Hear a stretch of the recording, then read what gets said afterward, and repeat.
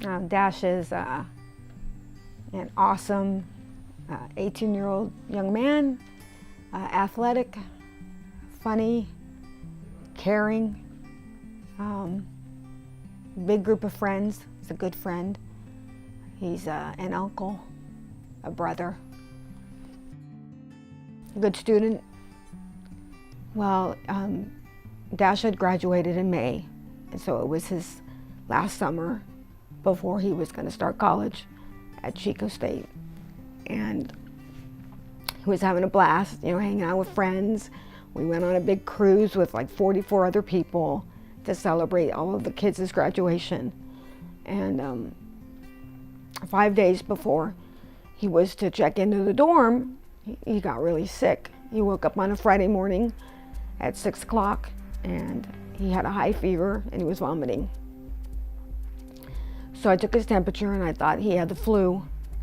I gave him some ibuprofen, some 7-Up, and said I had to go to work. So I told him that I would check on him, and came home for lunch because he wasn't getting any better. He was getting worse. I talked to the advice nurse on the phone, and she was asking me a bunch of questions, like triaging me over the phone. I had originally called because I thought he had the flu and I thought we needed to get Tamiflu. And as she's asking me all of these questions, she asked me about him being able to move his neck. And he had a little bit of mobility, but not a lot. So she had me hold on while she went and talked to the on-call doctor. And she came back and she said, the doctor wants you to take him into the emergency room. He's probably going to be just fine. He's probably just very dehydrated from vomiting all day. So he probably needs some fluids, but we want to make sure that he doesn't have meningitis because of the stiff neck that he had. Well, when we got to the hospital and they, like I said, they triaged him, we went to the back and it was just a flurry of activity. Lots of doctors and nurses. They hooked him up to an IV right away.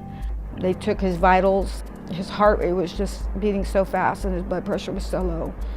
They were doing a lot of tests. They were doing ultrasounds and they were doing CT scans and they were taking blood, and it was just a lot of people inside the room and lots of different doctors, and they couldn't get it under control. They couldn't get his blood pressure up. And his heart was, you know, although they were able to get it a little bit down, it was nowhere near what it needed to be. We were in the emergency room for 8 hours. Told they had to do a center line in his neck, which was like a procedure, and they were using all of these big words that were scary, like sepsis and septic shock, and it felt like I was going to lose him. 48 hours after his first symptoms, we knew that it was meningitis B. It was the infectious disease doctor, and I remember what he told me was, Dash is a very sick young man. He has the type of meningitis that you're alive one day and you're not alive the next. Dash was in the hospital for 7 days. It's probably affected me the most because to know that my son could have died from something that he could have been protected against if he had gotten the shot, kind of makes me mad that we didn't know about it, because we're just a normal family, and we didn't know about the immunization, the shot for meningitis B. I just want as many parents out there to know that they need to get their kids vaccinated, because I would never want a mother to go through what we went through.